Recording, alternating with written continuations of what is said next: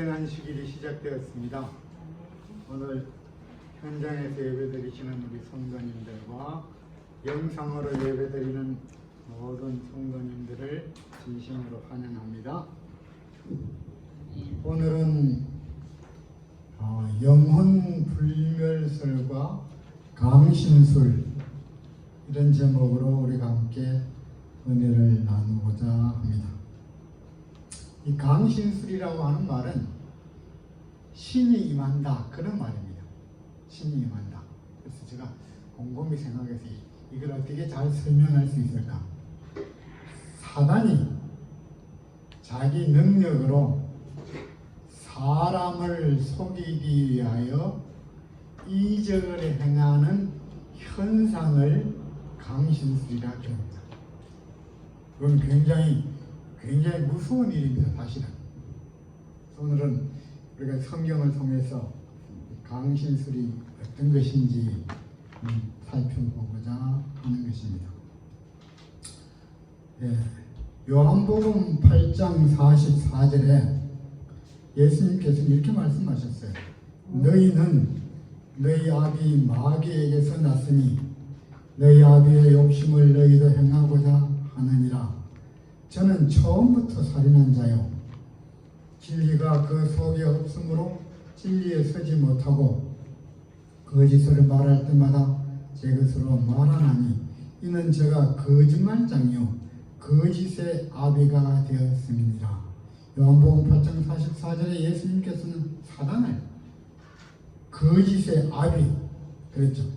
살인자, 진리가 없는 자, 그 다음에 거짓말장이 이런 말로 표현을 했습니다.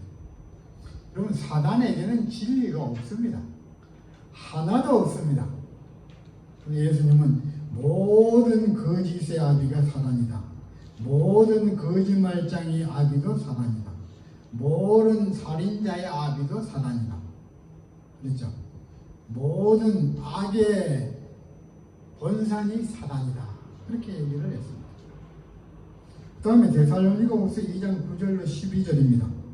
악한 자의 임함은 사단의 역사를 따라 모든 능력과 표적과 거짓 기적과 불의의 모든 속임으로 멸망하는 자들에게 임하리니 이는 저희가 진리의 사랑을 받지 아니하여 구원함을 얻지 못함이라. 이러므로 하나님이 유혹을 저희 가운데 역사하게 하사 거짓 것을 믿게 하시면 진리를 믿지 않고 불의를 좋아하는 모든 자로 심판을 받게 하려 하십니다. 그렇죠? 데살로니가후서 2장 9절로 12절에 사도 바울은 말하기를 악한 자, 사단의 역사는 그냥 오는 것이 아니냐.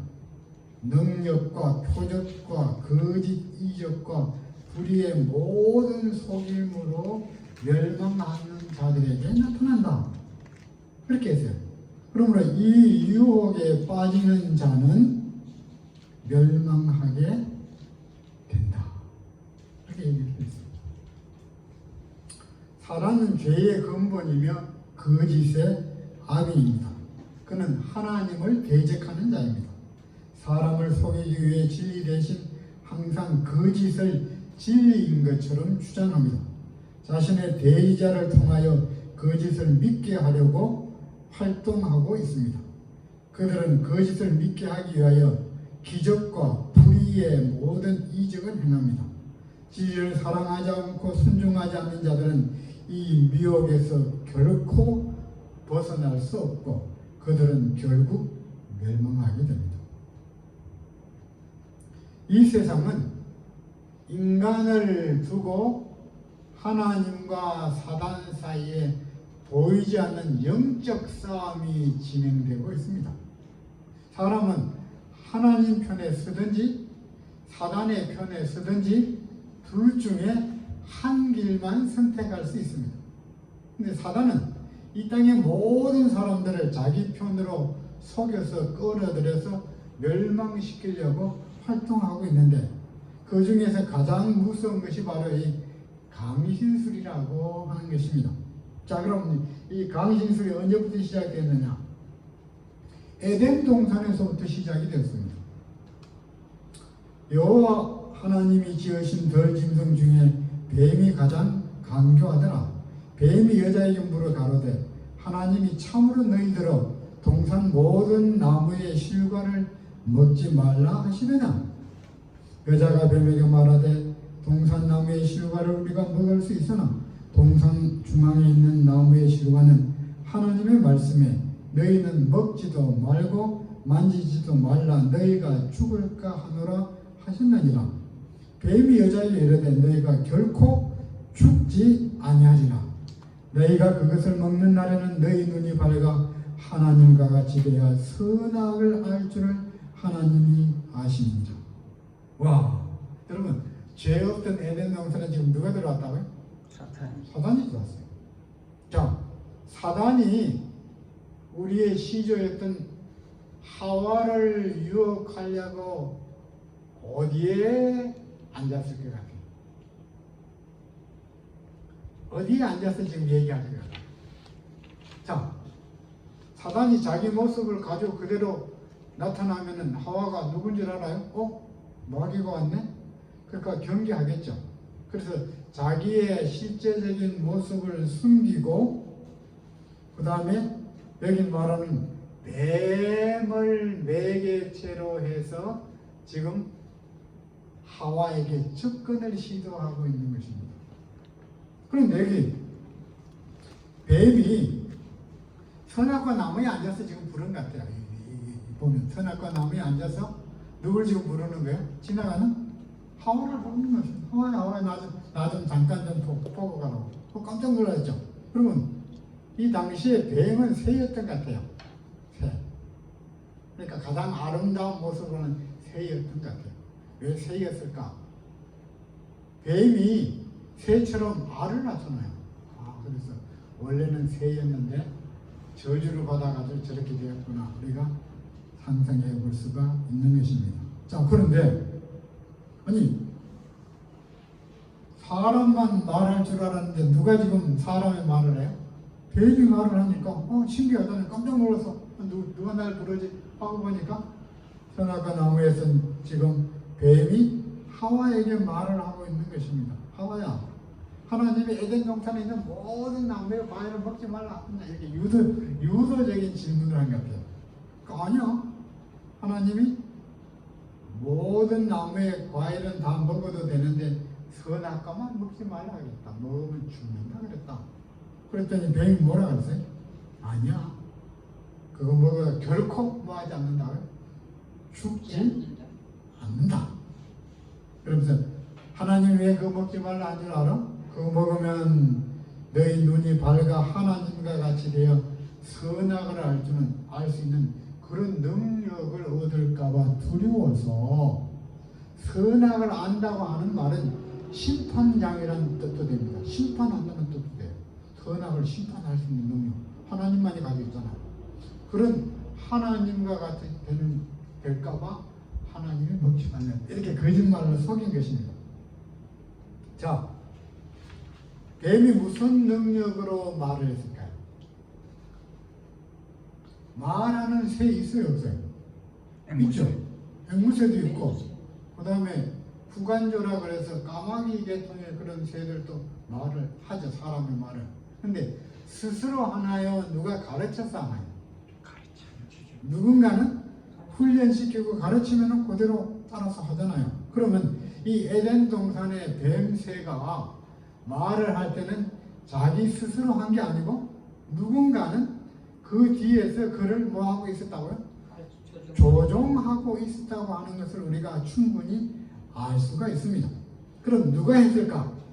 이것은 바로 하나님의 말씀을 대항하는 것 보니까 누구예요? 사단이 한 거예요.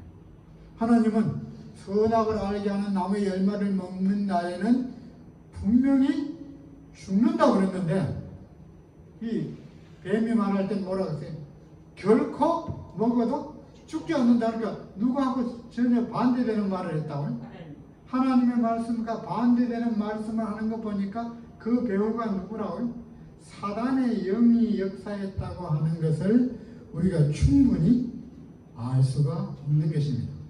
그래서 이게 사단이 사람과 접촉하기 위해서 사용하는 그 중간에 연결하는 존재를 영매라고 해요. 영매. 영을 뭐 한다고요? 영을 중매한다. 영매라고 그랬는데 이 영매를 통하여 사단의 자신의 신성, 자신의 초자연적인 능력을 실제적으로 행한다고 하는 것입니다. 그래서 이 뱀은 완전히 사단의 지배를 받아가지고 완전히 딴 모습으로 변한 것처럼 여기서 우리가 볼 수가 있는 것입니다. 뱀은 아무 힘이 없잖아요. 능력이 없는데 사단이 그를 조종할 때는 마치 뭐처럼 보였다고요? 살아있는 인격적이고 인간과 동등하게 대화할 수 있는 존재로서 여기 역사하는 것을 보이는데 이렇게 한 것은 바로 누가 한 일이라고요? 사단이 한 역사라고 하는 것입니다. 이것을 가리켜서 우리는 뭐라 그런다고요? 신이 내려왔다. 그래서 강신술이라. 강신술. 강신술은 언제부터 시작했다고요? 에덴 동산에서부터 시작되어서 이 세상 끝날까지 계속되는 것입니다. 자, 강신술의 핵심은 뭐라고요? 너희가 결코 죽지 아니하리라. 창세기 3장 4절에는 말한 사단의 최초의 거짓말에 기초하고 있는 것입니다. 이 말은 사단이 한 말은 영혼은 결코 죽지 않는다고 하는 최초의 이론이며 사단의 설계였어요. 그런데 하나님께서는 에스겔 18장 20절에 범죄하는 그 영혼은 죽으리라. 분명히 말했잖아요. 근데 사단은 결코 죽지 않는다. 그러면 사람이 죽는 것은 사단은 어떻게 설명할까요? 죽는 것이 아니고 다른 모습으로의 변신이다. 이런 뜻입니다. 영혼 불멸설은 인간이 육체는 죽고 인간의 의식이라든지 인간의 영적인 것은 다른 모습으로 뭐 하는 거라고요? 죽지 않고 변신하는 것이다. 그런 의미로 사단이 지금 말을 했는데 이 본질적 불명성에 대한 거짓 교리가 죽어도 의식이 있다는 신조를 갖게 했다. 이런 주장은 이 문제에 관한 성경의 가르침과 정반대가 된다. 그것은 큰 배교의 시대 이교의 철학, 특히 플라톤의 철학에서 온 것으로 그리스도교의 신앙과 혼합되었다. 이런 신조들은 그리스도 내에서 우세한 견해가 되었고 오늘날 지배적인 견해로서 계속 유지되고 있다. 이게 성경에서 나온 사상이 아니고 어디서 나왔다고요? 이교의 철학에서 교회 안으로 살금살금 들어온 사상이다. 죽은 자에게 의식이 있다는 믿음은 많은 그리스도인들에게 강신술을 받아들이게 했다. 만일 죽은 자가 살아서 하나님 앞에 있다면 그들이 봉사하는 영으로서 세상에 돌아오지 못할 이유가 있겠는가? 그리고 만일 그렇다면 그들에게 조언과 가르침을 받기 위하여 또한 불행을 피하거나 슬픔 중에 위로받기 위하여 그들과 교신하고자 시도하지 않을 이유가 있겠는가? 그렇죠. 이런 이론을 세우는 데 있어서 사단과 그의 사자들은 그들의 기만을 관철시킬 교통의 통로를 마련하였다. 강신술과 같은 수단을 통하여 그들은 사별한 사랑하는 자들로 가장하여 산 자들에게 가상적 위로와 보증을 가져다 준다. 때로는 그들이 미래의 사건을 예언하는데 그것이 그대로 이루어지면 사람들에게서 신임을 얻는다.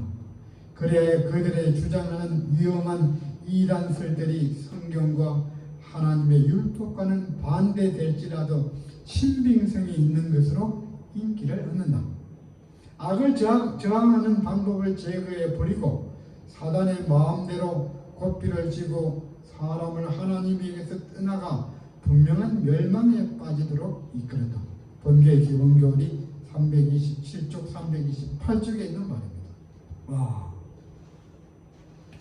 이 강신술은 아주 사람에게는 매력적인 것입니다. 굉장히 매력적이에요.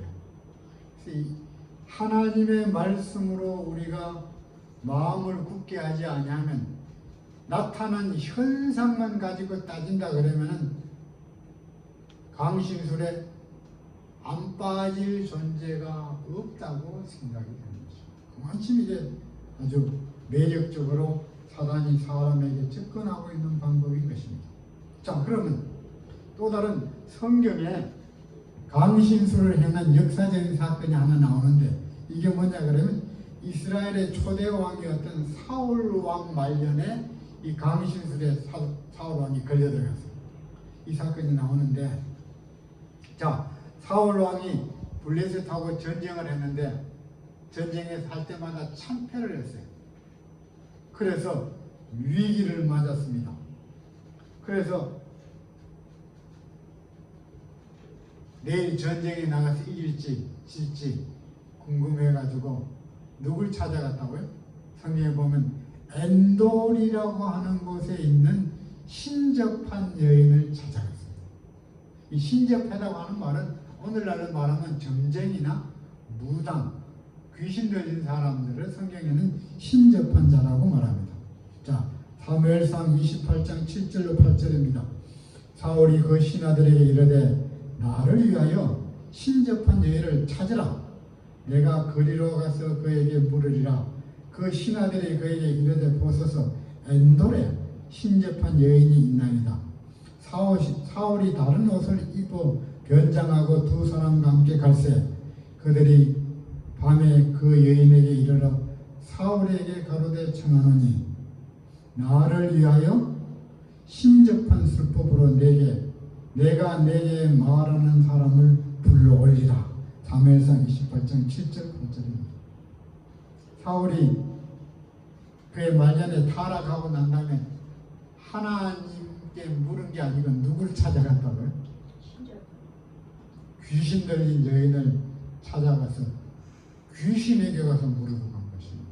와, 어떻게 그 위대했던 그 왕이 이렇게까지 타락할 수 있었을까?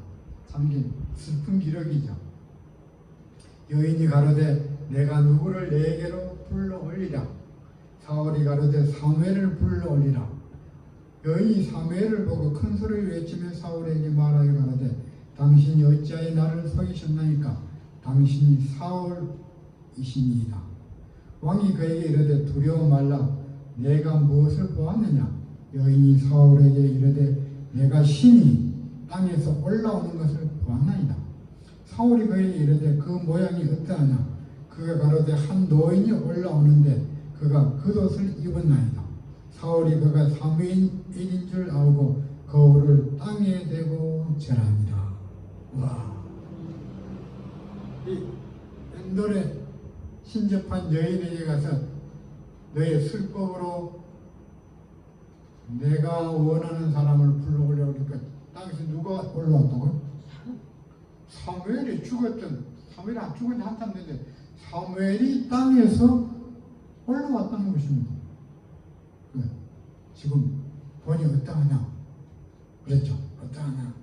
그러니까 한 신이 땅에서 올라와서는 보았는데 그 노인의 모습이 겉옷을 입은데 누구 같았다고요? 사무엘 같다.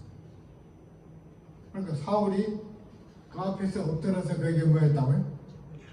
땅에 대고 절했다, 경배했다, 그렇게 얘기를 했습니다. 자, 이제 땅에서 올라온 사무엘이 이게 죽은 사무엘의 영이 아니고 사무엘의 모습으로 변장한 누구라고요?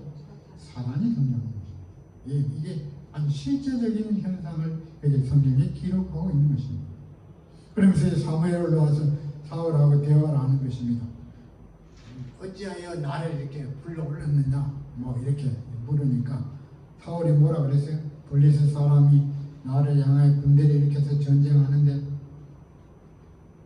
하나님도 떠나고 선지자도 없고 꿈으로도 내가 물어도 대답을 들을 수가 없기 때문에 내가 나의 할 일을 배우려고 당신을 땅에서 불러 올렸나이다 하고 사무엘상 28장 11절부터 16절에 쭉 나오는 것입니다. 그랬더니 사무엘은 뭐라 그랬어요? 사울왕에게 혼내는 겁니다. 혼내는 장면이 쭉 성경에 나와요. 그러면서 내일 어떻게 하겠다고요? 너와 내 아들들이 다 죽을 것입니다. 그렇게 하고 사라져 버렸어요. 그런데 여러분, 사울 왕이 처음 왕이 되었을 때 신접한 사람들을 다 추방시키고 죽이고 했어요. 하나님 명령대로. 그랬는데 그의 말년에 누굴 찾아갔다고요? 신접한, 자기가 쫓아낸 사람을, 신접한 여인을 찾아가서 마귀에게 무릎을 꿇었다고 하는 것은 정말로 거기에서 거기다 이렇게 생각할 수 있을 것 같습니다. 그랬는데 여러분, 이 얘기를 그냥 쭉 읽어보면 사무엘의 영이 진짜 땅속에서 살아있다가 올라온 거 아니냐 그렇게 묻는 사람도 있어요. 그런데 성경에는 죽은 자에게는 아무것도 없다고 그랬잖아요. 그것이 하나님의 진리예요. 그럼 여기 땅에서 사무엘의 모습을 하고 올라온 존재는 누구예요? 하나님의 말씀과는 전혀 상관없는 누구라고? 사단입니다. 사단이 그렇게 사무엘의 모습을 가장하고 실물이 정정한 거예요.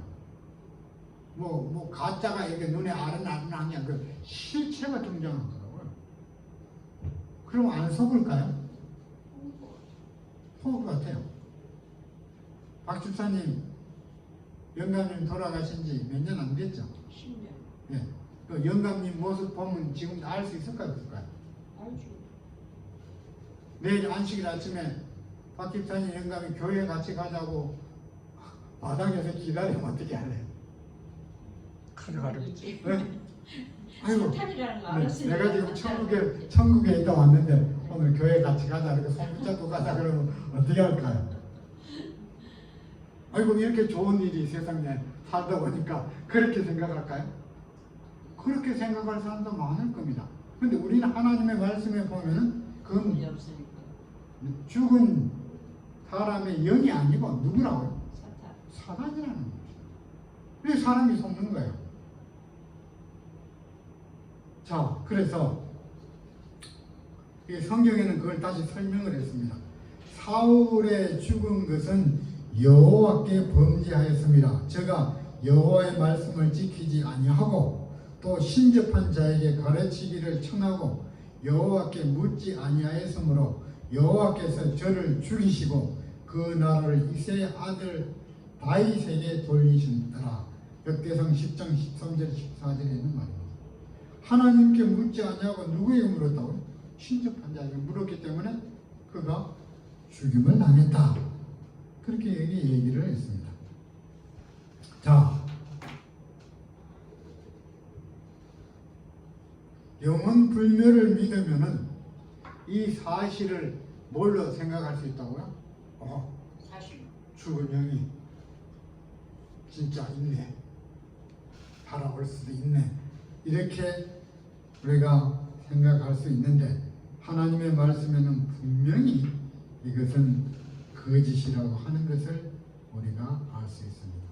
자, 그럼 사단이 강신술을 행하는 가장 중요한 이유는 뭘까? 사람의 호기심을 채우려고 할까요? 그럴 수도 있겠죠. 근데 그거보다는 사람을 뭐 하려고요? 멸망시키고 하나님에게서부터 떠나게 하려고 그런 일을 한다고 하는 것입니다. 성경에는 사람이 죽으면 모든 것이 소멸되고 아무것도 없다고 그랬죠. 상도 받지도 못하고, 아무런 의식도 없고 생각도 없고 사상도 없고 호흡도 없고 생명도 없고 다 소멸된다고 그랬는데 죽은 영혼이 천국 갔다고 믿었는데 진짜 왔어요. 제삿날에 제사 지내려고 그러는데 제사상 앞에 딱 버티고 앉아있으면 어때요? 우리 할아버지 오셨네? 알겠죠. 얼마 안 됐어요. 돌아가지 얼마 없고 할아버지가 제삿날 오셨네. 그러면 하나님의 말씀을 믿어야 될까요? 나타난 현상을 믿어야 할까요? 하나님 말씀 모르는 사람은 그걸 보고 믿겠죠. 어느 게 더 믿기가 좋을까요? 그 짓을 보고 자, 보이니까. 우리 목사님은 아니라 그랬는데 오늘 제사 지낼 때 와보니까 진짜 맞네. 우리 목사님이 성경 잘 가르친 줄 알았더니 뭘 잘못 가르친 것 같아. 이게 진짜다 이렇게 할 사람이 있을까요 없을까요? 있죠. 많이 있습니다. 그래서 오늘 우리는 하나님의 말씀이 진리예요. 눈에 보이는 현상은 진리가 아닐 수도 있다는 겁니다. 지금 요즘 이제 AI라고 하는 게 있죠. AI라고 그랬죠. 뭐 사람의 목소리도 그대로 내고 얼굴 모습도 그대로 그려서 내고 과거에 있던 사람이 마치 살아있는 것처럼 어떻게 해요? 영상을 움직여가지고 말도 하고 그거 진짜예요 가짜예요? 가짜인데 진짜가 짓고. 그거 진짜지 뭐 가짜예요. 그렇잖아요. 사람들 그게 진짜예요 가짜예요? 진짜라는 거예요. 진짜예요? 진짜가 아니고. 가짜예요? 네. 진짜 말하는데 말해도 가짜. 그래서 내가 그걸 보면서 너무 똑같은 거예요. 너무 똑같은 거예요. 그래서 저런 영상에 익숙해지면 나중에 강신술이 실제로 나타나면 사람들이 뭐 할 거라고요? 그렇죠. 그대로 믿죠. 거부감 없이 받아들이겠구나. 이런 이제 영상이나 AI 같은 이 현대 영상을 통해 가지고 강신술을 받아들일 수 있는 길을 만들고 있구나. 그런 생각을 저는 하는 거예요. 그 재미있게 우리는 볼 수 있지만 결국은 영적으로 보면은 누굴 거부감 없이 사단의 강신술을 거부감 없이 받아들이는 길을 만들고 있는 게 아니라. 예. 좋은 면으로 사용해도 좋은데 잘못하면은 뭐 한다고요? 영적으로 멸망시킬 수 있는 길을 만들고 있다. 그런 생각이 드니까 어떻게 해요? 섬뜩해요. 그렇구나. 이게 세상 문화가 편리하고 다 좋은 것만은 아니구나 영적으로. 그런 생각을 다시 한번 하게 되는 것입니다. 자, 그런데 고대 세계에서는 여러 종류의 강신술이 있었어요. 우리가 잘 아는 모세가 바로왕 만나러 갔죠. 그래서 하나님께서 이 백성을 데리고 약속된 젖과 꿀이 흐르는 가나안 땅으로 데려가라 나에게 명령해서 내가 왔다 그러니까 정표를 보여달라고 그래요. 그게 무슨 당신의 하나님이 무슨 능력이 있느냐. 그래서 모세가 그 앞에다 뭘 던졌다고요? 지팡이를 던지니까 지팡이가 뭐가 됐어요? 코브라가 돼. 코브라 뱀이 돼가지고 쫙 가지는 겁니다. 그랬는데 바로 왕의 옆에 있던 그 이방 제사장들도 그들의 지팡이를 던지니 뭐가 됐더라? 뱀이 됐더라고 그랬잖아요. 근데 이제 모세가 던진 이 지팡이 뱀이 그 바로 왕의 제사장들의 던진 지팡이 뱀을 다 잡아먹어버렸어요. 그리고 다시 그 뱀 꼬리를 잡으니까 뭐가 됐다고요? 지팡이가 되었다. 이거는 실제적인 사건이에요? 환상이에요? 실제적인 사건이에요. 지팡이가 뭐 내가 더 불안하는 거? 그건 하나님의 능력으로 그렇다고 칩시다. 그러면 그 바로 왕의 이방 제사장들이 던진 지팡이는 어떻게 뱀이 된 거예요? 사단도 그런 능력이 있나? 그렇죠. 사단도 자기의 능력을 그렇게 한 것 같아요. 그게 살아있는지 죽었는지는 모르지만 뭐처럼 보인 건 틀림없었다고요? 뱀처럼 실제적으로 움직이고 활동한 것은 틀림이 없었다고 하는 것입니다. 자, 그래서 고대 세계에서는 이런 여러 종류의 강신술이 있었다 하는 것입니다. 그래서 레위기 19장 31절입니다. 모세가 이렇게 했습니다. 너희는 신접한 자와 박수를 믿지 말며 그들을 추종하여 스스로 더럽히지 말라. 나는 너희 하나님 여호와니라. 레위기 19장 31절입니다. 그 다음에 그 아들이나 딸을 불가운데로 지나가게 하는 자나 독술자나 기흉을 말하는 자나 요술하는 자나 무당이나 지는 자나 신접자나 박수나 초혼자를 너희 중에 용납하지 말라. 신명기 18장 10절 11절. 여기 뭐 굉장히 요술, 독술, 기흉 한국 사람 사주팔자 보는 거 있죠. 그 길하고 흉하는 거 보는 거예요. 그게 기흉을 말하는 자. 그 다음에 요술하는 자, 무당, 그 다음에 지는 자, 뭐라고 자꾸 말하는 자들이 있죠. 그 다음에 박수, 남자 무당을 박수라 그래요. 박수. 여자 무당, 남자 무당. 초혼자, 혼을 부르는 자, 죽은 자의 혼을 부르는, 초혼이라고 하는 혼을 부르는 자를 너희 중에 용납하지 말라. 옛날에는 일이 참 많았던 것 같아요. 고린도전서 10장 20절. 대제 이방인의 제사하는 것은 귀신에게 하는 것이요 하나님께 제사하는 것이 아니니 나는 너희가 귀신과 교제하는 자 되기를 원치 아니하노라. 오, 바울은 아주 신약시대에 강하게 있어요. 이방인의 제사는 누구에게 하는 거라고요? 귀신에게 하는 것이니까 너희가 귀신과 교제하는 자 되기를 원치 아니하노라. 그래서 누가 물어요. 목사님, 죽은 조상 제사 지내는 게 좋아요? 안 좋아요? 물어. 제삿날 제사를 지내야 돼요? 말아야 돼요? 어떻게 생각해요? 장로님들 어떻게 생각해요? 제사 지내야 돼요? 말아야 돼요? 성경적으로 보면은 뭐 하지 말라고? 제사 지내지 말라. 이건 누구에게 하는 거라고요? 죽은 조상에게 하는 게 아니고 누구에게 하는 거라고요? 귀신에게 하는 것이야. 아니 그러면 제사 안 지내면 너무 섭섭한데 그냥 기념하는 거는 가능하다고요. 그냥 아이고 우리 돌아가신 부모님 생각하고 그냥 형제들 모여서 기념일로 떡도 좀 해서 나눠 먹고 그 정도는 괜찮은데 마치 죽은 신을 경배하듯이 제사하는 일은 하나님의 백성들에게 있어서는 뭐 하면 안 되는 것이다 하고 바울이 얘기를 했습니다. 자, 그래서 여기 레위기 10장 6절 7절 27절에는 남자나 여자가 신접하거나 박수가 되거든 반드시 죽일지니 곧 돌로 그를 치라. 그 피가 자기에게 돌아가리라. 당시에 모세는 뭐라 그러세요? 하나님 말씀하신 남자든 여자든 신접하거나 박수가 되거든 반드시 뭐라고요? 죽이라. 하나님께서 이렇게까지 말하는 내용은 거의 없어요. 웬만하면 다 뭐하라 그러세요? 용서하고 용납하고 사랑하라 그랬지만 여기는 그런 말이 전혀 없어요. 신접한 자는 반드시 뭐라고요?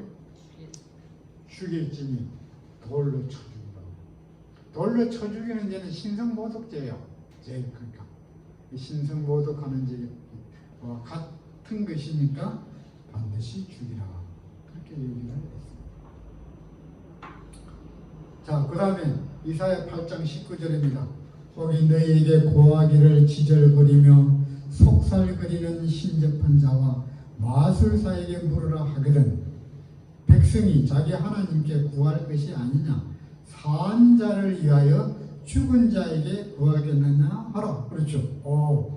여기 뭐 지절거리고 속살거리고 귀신 들린 자 마술자 사에 가서 물으라고 하거든. 하나님께 구할 것이지 살아있는 사람이 죽은 자에게 구하는 것이 말이 되겠느냐. 여러분, 그 세상이 불안해질수록 번창하는 사업 중에 하나가 뭐예요? 점치는 겁니다. 점치고 미래를 예언하고 뭐 그런 것을 아주 매력적이라 그래요. 과학이 발달하면 그런 게 없어질 줄로 생각하죠.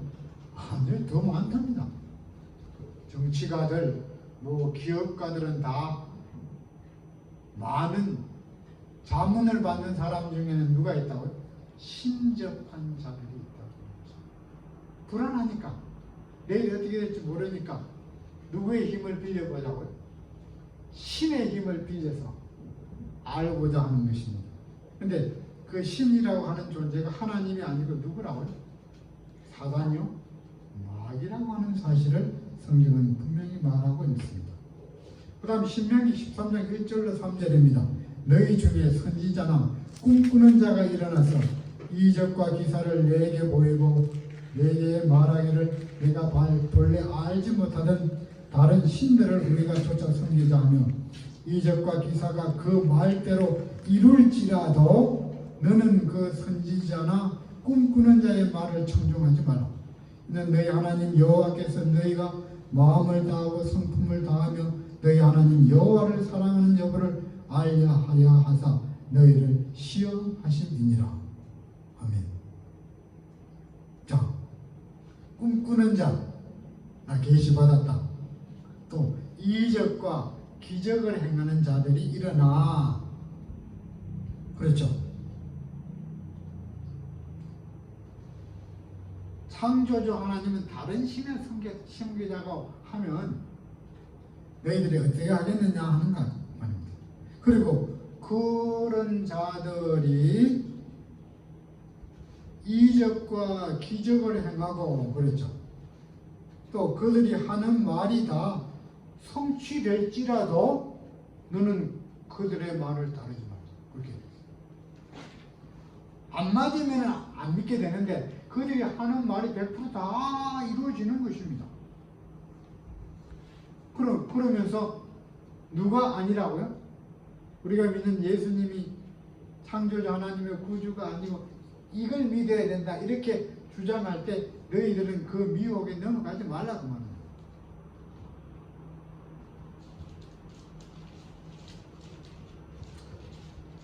우리 교회 역사에서 가장 우리 교회에 아주 악영향을 끼친 존재가 박명호입니다. 지난번에 얘기했지만 우리 교회 신실하신 분들이 약 3,000명쯤 그리로 갔다. 적은 숫자. 우리 교인이 등록생 통계를 하면 한 25만 내지 30만 명 돼요. 우리 한국 교인이요. 근데 실제적으로 출석한 교인은 한 10만 명 미만 정도밖에 안 돼요. 그런데 신실한 교인이 한 3,000명 갔다고 하는 거는 엄청나게 많은 교인들이 거기 간 겁니다. 그런데 그가 그렇게 많은 사람을 미혹할 수 있는 능력이 뭐였다고요? 강진들이요. 그가 말을 잘한 것도 아니고 무슨 신학을 공부한 것도 아니고 아무것도 없어요. 그런데 그에게 역사하는 신이 그를 그렇게 만들어서 사람을 미혹했다고 하는 것입니다. 제가 그랬죠. 그는 인류 강신 숫자다. 그러니까 교인들 보고 절대로 가지 마라. 그랬더니 어떤 분이 그래, 목사님 제가 한번 가서 들어보고 진짜인지 가짜인지 판단을 하면 좋겠습니다. 네, 그래도 그랬죠. 집사님 죄송하지만 안실학교 교과 공부도 그것도 이해를 못해서 교회 와서 절절매는데 거기 가서 듣고 앉아서 그게 진짜인지 가짜인지 판단이 서겠습니까? 그랬더니 하하하 웃더라고요. 가서 들어보면 진짜인지 가짜인지 판단이 서요. 그때는 진짜 같겠죠. 들으면. 아니 진짜인지 가짜인지 여러분이 가서 들으면은 신학적으로 성경적으로 판단할 수 있는 능력이 몇 사람이나 있을까요? 많지 않습니다. 우리 교인들은 단순하게 그냥 진리를 가르치면 아멘하고 믿지 그것이 옳은지 그런지 판단할 수 있는 선악을 판단할 수 있는 능력을 가진 교인이 많지 않아요. 솔직히 말해서. 그런데 그렇게 단순하고 순진한 교인이 가서 들어보고 내가 진짜인지 가짜인지 판단하고 오겠습니다. 그래서 저는 절대 안 된다. 여러분, 목회자들은 전문가예요. 그런 면에서. 자, 어느 한 병에다가 아주 예쁜 병에다가 액체가 가득 찼어요. 그 병에다가 뭐라고 써붙여놨다고요? 독약. 먹으면 죽는다. 그랬더니 사람들이 뭐라 그래요? 그 표시는 믿을 수가 있어요, 없어요? 없다. 내가 맛을 봐야 이게 독약일지 아닌지 알 수 있다. 그렇게 주장하는 사람이 많아요. 그럼 독약을 한 모금만 마셔보면 어떨까요? 그 길을 가는 겁니다. 그러니까 독약이라고 써놨으면 이자는 어떻게 하면 돼요? 믿으면 돼요. 그래서 내가 맛을 봐서 이게 진짜인지 아닌지 판단하겠다. 그럴까요? 그건 안 돼요. 독약이라 썼으면은 하나님께서 그게 독약이라고 말씀하셨으면은 그대로 믿어야 되지. 그걸 맛을 보면 뭐 하는 거야? 죽는 것입니다. 선악을 알게 하는 나무의 열매를 먹으면 죽는다고 하나님 거기다 분명히 뭐 했다고요? 써붙였어요. 그렇게 사단이 먹어도 안 죽는다. 먹어봐. 먹어보고 하나님의 말씀이 진짜인지 아닌지 판단할 수 있다. 이렇게 얘기한 거예요. 그러니까 오늘 우리도 이 강의실술에 대해서 공부하면서 저거는 하나님의 말씀과 일치하냐 아니니까 저걸 뭐라고요? 거짓이라고 분명하면은 그것을 뭐 하지 말라고요? 듣지도 보지도 맛보지도 말아야 돼요. 그게 듣고 보고 맛보고 내가 판단하려고 시도하다 보면은 결국은 뭐 한다고요? 그 미혹에 빠져서 멸망하게 된다고 하는 것입니다. 그들이 하는 주장이 전부 다 이루어질지라도 그 말을 말하고 하나님의 말씀과 일치하지 않냐면 그 현상 자체를 믿지 말라 하는 것입니다. 그래서 사단은 마지막 시대에 예수님의 재림까지 모방해서 연출하게 된다. 마태복음 24장에 그렇게 얘기했어요. 자, 예수님 재림할 때 천천만만의 천사들 다 내려온다고 해요. 하늘의 천사들. 그 영광이 온 우주를 아주 빛나게 하겠죠. 근데 사단도 예수님의 재림하는 모습을 똑같이 행하겠다고 그랬어요. 자, 하늘 천사의 3분의 1을 총동원해서 이 지구에 내려온 그 어마어마한 그 영광이 사단도 천사였으니까 어마어마한 영광이 사단도 자기를 누구 모습으로 변장시켜요? 예수님의 모습으로 변장을 시키고 그 다음 어떻게 해요? 성경 가운데로 자기 부하 천사들을 다 언나팔을 부르게 하고 빛나는 영광 가운데서 하늘로부터 이 땅에 재림할 때 사람이 역사 이래로 그런 광경은 처음 볼 거예요. 그런데 그럴 때 우리가 어떻게 할 거냐? 그럼 물어. 목사님 그럼 어떻게 해요? 구경하러 가야 안 돼요. 구경하러 가야 안 돼요. 마태복음 24장에 그리스도가 여기 있다 저기 있다 하여도 뭐 하지 말라고요? 나가지 말라고 그랬죠. 가보지 말라고 그랬습니다. 할 수만 있으면 택하신 백성을 뭐 하려고? 미혹하려고 할 것이다. 예수님 재림은 이 지구 역사 마지막이에요. 천지 개벽하고 온 땅이 다 뒤집어지고 끝나는 날입니다. 근데 사단이 재림의 광경을 연출할 때는 조용히 오는 것입니다. 서울 상공에 나타났다. 아주 영광스러운 광경으로 나타나가지고 어디 온다고요? 여의도? 뭐 저기 넓은 광장에 와 재림한다 그러면은 사람들 갈까요 안 갈까요? 다리로 광복절 뭐 저기 뉴스에 보니까 뭐 저기 종로가에 저쪽에 모여서 뭐 집회하는 거니까 어마어마하게 사람들 했더라고요. 그런데 만약에 예수님의 재림하는 광경을 사단이 여출하면은 서울 시민들이 안 갈 사람이 몇 명이나 될까? 그렇게 생각해요. 박 지사님 가볼래요? 말해요. 안 되겠죠? 예? 안 되겠죠? 뭐라 그런지 알아요? 야, 우리 목사님한테 물어보면은 절대로 못 가라 할 테니까 말하지 말고 우리끼리 갔다 오자. 그럴까 안 그럴까요? 거의없이 그럴 겁니다. 그러니까 누구한테 얘기하지 말고 목사님한테 물어보지 말고 그냥 지난 안식일에 그런 게 생기면 절대로 가지 말라 그랬는데 아무래도 그게 좀 궁금해. 가봐야 되겠다. 정말 예수님인지 아닌지. 여러분, 그래 갈 겁니다. 얼마나 갈 것 같아요? 때가 아니다. 내가 생각할 때는 한 만수 이상 가지 않을까 그런 생각을 해요.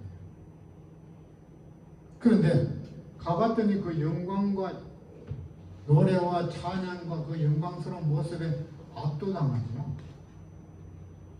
인간이 역사에를 보지 못한 광경이 나타나는 겁니다.